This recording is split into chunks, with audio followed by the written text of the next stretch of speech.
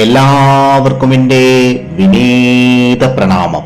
ശ്രീ വിശ്വ വാസ്തുവിദ്യ എന്ന എളിയ ചാനലിലേക്ക് നിങ്ങളെ സ്നേഹപൂർവ്വം സ്വാഗതം ചെയ്യുന്നു. ആരോടായിരിക്കും ദേഷ്യം കാണിക്കുന്നത്? ആരോടാണ് അധികാരം കാണിക്കുന്നത്? ആരെയാണ് സങ്കടപ്പെടുത്തുന്നത്? ആരെയാണ് പറ്റിക്കുന്നത്? ഇതെല്ലാം നമുക്കറിയാം. അവൻ ഭയങ്കര ദേഷ്യക്കാരനാണ്. അവൻ ഭയങ്കര മുൻകോപിയാണ്. അവന്റെ മൂക്കത്താണ് ശുണ്ഠി. ഇങ്ങനെ കേട്ടിട്ടില്ലേ?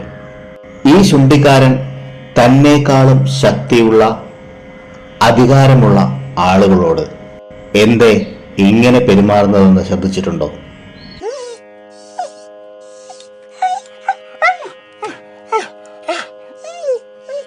ഏകദേശം ഇതുപോലെയായിരിക്കും. അവന്റെ ദേഷ്യവും ശൗര്യവും എന്താ ഒരു പോലീസുകാരനോട് കാണിക്കാത്തത്? ആരോടായിരിക്കും അധികാരം കാണിക്കുന്നത്? തീർച്ചയായും അവരുടെ കീഴിലുള്ളവരോടായിരിക്കും. എന്തു പറഞ്ഞാലും തിരിച്ച് ഒന്നും പറയില്ല എന്ന് ഉറപ്പുള്ളത് കൊണ്ട് തന്നെ. ആരെയാണ് കരയിക്കുന്നത്? തീർച്ചയായും ഒരു നിർമ്മല മനസ്സിന്റെ ഉടമയെ തന്നെ. ആരെയാണ് പറ്റിക്കുന്നത്? അത് മറ്റാരെയുമല്ല, പറ്റിക്കപ്പെടാനായി അവസരം കൊടുക്കുന്ന ആളെ തന്നെയാണ്. മനുഷ്യരുടെ ഈ സ്വഭാവം കണ്ടുകൊണ്ടാണ് ശ്രീ ചാണക്യാചാര്യൻ തന്റെ നീതിശാസ്ത്രത്തിൽ ഇതുപോലെ ഒരു ശ്ലോകത്തെ പറഞ്ഞത്. ഏത് ശ്ലോകമാണെന്ന് നോക്കാം. നാട്യാന്തം ശരീരൈ ഭവ്യം ഗത്വ പശ്യ വനസ്ഥലിം ചിത്യന്തേ സരളാസ്ത്ര കുബ്ജസ്തി സ്തന്തി പാതപ. ചാണക്യനീതിയിൽ ഒരു വൃക്ഷത്തിന്റെ ഉദാഹരണം പല പ്രധാന കാര്യങ്ങളെയും വ്യക്തമാക്കുന്നു. എളുപ്പത്തിൽ മുറിക്കാൻ കഴിയുന്ന നേരെയായതും ബലമുള്ളതുമായ മരം വളരെ നേരെയായോ നിഷ്കളങ്കനോ ആയിരിക്കുന്നത് ജീവിതത്തിൽ ദോഷകരമെന്ന് സൂചിപ്പിക്കുന്നു. എളുപ്പത്തിൽ മുറിക്കാൻ കഴിയാത്ത വളഞ്ഞതും കെട്ടുകളുള്ളതുമായ മരങ്ങൾ ജീവിതത്തിൽ കുറച്ച് വഴക്കവും ബുദ്ധിപരമായ പെരുമാറ്റം ഉണ്ടായിരിക്കണമെന്നാണ് ശ്രീ ചാണക്യാചാര്യൻ ഇവിടെ സൂചിപ്പിക്കുന്നത്. അതായത് വളരെ ലളിതനും നേരായ വഴിയെ സ്വീകരിക്കുന്നവനുമായ ഒരു വ്യക്തിയെ മറ്റുള്ളവർ എളുപ്പത്തിൽ ചൂഷണം ചെയ്യാനും ഉപദ്രവിക്കാനും സാധ്യതയുണ്ടെന്നാണ് ചാണക്യാചാര്യൻ ഇതിലൂടെ ഓർമ്മപ്പെടുത്തുന്നത്. അതുപോലെ എളുപ്പത്തിൽ മുറിക്കാൻ കഴിയാനാകാത്ത വൃക്ഷങ്ങളെ ജീവിതത്തിൽ കുറച്ച് വഴക്കവും ബുദ്ധിപരമായ പെരുമാറ്റവും ഉണ്ടായിരിക്കണമെന്ന് സൂചിപ്പിക്കുന്നു.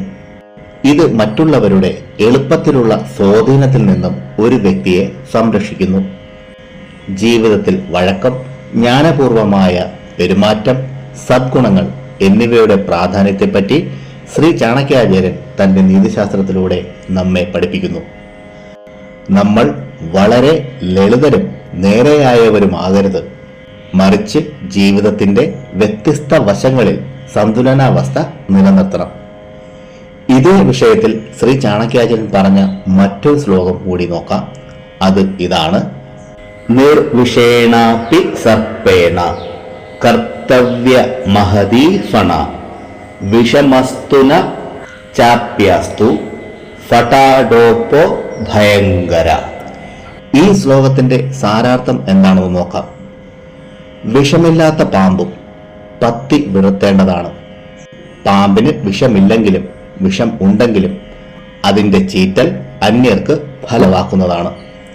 ഇതിലൂടെ ചാണക്യാചാര്യൻ പറയുന്നത് സൗമ്യ മുഖഭാവവും അതുപോലെ എളിമയും കണ്ടുകൊണ്ട് ആരും നമ്മുടെ മുകളിൽ അധികാരഭാവം കാട്ടാൻ ശ്രമിക്കും. എന്നാൽ അല്പം ഗൗരവമേറിയ ഭാവത്തോടെയാണ് ഒരു വ്യക്തി ഇരിക്കുന്നതെങ്കിൽ അത്ര പെട്ടെന്ന് അധികാരം കാണിക്കുവാൻ കഴിയില്ല. അതിനാലാണ് ശ്രീ ചാണക്യാചാര്യൻ പറഞ്ഞത്, വിഷമില്ലാത്ത പാമ്പ് ചീറ്റുന്നത് പോലെ ശൗര്യം അല്പം കാണിക്കണം. എത്ര ബലഹീനതയും എത്ര കളങ്കമില്ലാത്ത ആളായാലും അല്പം ഗൗരവഭാവം മുഖത്ത് ഉണ്ടായിരിക്കണം. അല്ലെങ്കിൽ എല്ലായിടത്തും നമുക്ക് തന്നെ താഴ്ന്നു കൊടുക്കേണ്ടി വരും. അതായത് ഒരാൾക്ക് ഗുണം ഒട്ടും ഇല്ല എങ്കിലും സ്വയം യോഗ്യനും കഴിവുള്ളവനുമായി തെളിയിക്കണം എന്നാണ്. ജീവിതത്തിൽ വിജയിക്കാനായി ഒരാൾ ഇനി പറയുന്ന കാര്യങ്ങൾ മനസ്സിൽ സൂക്ഷിക്കണം. വ്യക്തി അവരുടെ ലക്ഷ്യങ്ങൾ വ്യക്തമായി സജ്ജമാക്കി അവയിൽ ശ്രദ്ധ കേന്ദ്രീകരിക്കണം. കഠിനാധ്വാനം ചെയ്യുകയും ദൃഢനിശ്ചയം ഉണ്ടാവുകയും ചെയ്യണം. സ്വന്തം കഴിവുകളെ തിരിച്ചറിയുകയും വേണം. അവയെ വികസിപ്പിക്കുകയും വേണം. ജ്ഞാനികളുമായി ചങ്ങാത്തം കൂടുകയും വിഡ്ഢികളിൽ നിന്ന് അകന്നു നിൽക്കുകയും വേണം. അന്ധവിശ്വാസങ്ങളിൽ നിന്നും അന്ധകാരത്തിൽ നിന്നും അകന്നു നിൽക്കണം. സമയത്തെ ബുദ്ധിപൂർവം ഉപയോഗിക്കണം. സമയം അല്പം പോലും പാഴാക്കരുത്. പ്രിയരെ, ഈ അധ്യായത്തിൽ പറഞ്ഞ കാര്യങ്ങൾ നിങ്ങൾക്ക് പ്രയോജനപ്പെട്ടു എന്ന് ഞാൻ വിശ്വസിക്കുന്നു. ഇഷ്ടമായെങ്കിൽ ലൈക്ക് ചെയ്ത് എന്നെ അറിയിക്കുക. നിങ്ങളുടെ ഇഷ്ടദേവന്റെ പേര് ഒന്ന് കമന്റ് ബോക്സിൽ എഴുതുക. മറ്റുള്ളവർക്ക് പ്രയോജനപ്പെടുന്ന രീതിയിൽ എന്തെങ്കിലും ഉണ്ടെങ്കിൽ ഒന്ന് ഷെയർ ചെയ്യാനും ഈ ചാനലിലെ പഴയ വീഡിയോകളും കാണുക. പിന്നെ ഞാൻ എപ്പോഴും പറയുന്നത് പോലെ സത്യസന്ധമായ യഥാർത്ഥ വാസ്തുവിദ്യ രഹസ്യങ്ങളും സനാതന ധർമ്മത്തിലെ സാധന, ഉപാസന, മന്ത്രരഹസ്യങ്ങളും ഹസ്തരേഖ വിജ്ഞാനവും സാമുദ്രിക ശാസ്ത്ര രഹസ്യങ്ങളും അറിയാനായി നിങ്ങൾ ഈ ചാനൽ സബ്സ്ക്രൈബ് ചെയ്യുക. നിങ്ങൾക്കെല്ലാവർക്കും സർവേശ്വരന്റെ അനുഗ്രഹം ലഭിക്കാനായി ആത്മാർത്ഥമായി പ്രാർത്ഥിച്ചുകൊണ്ട് നിർത്തുന്നു. നന്ദി, നമസ്കാരം.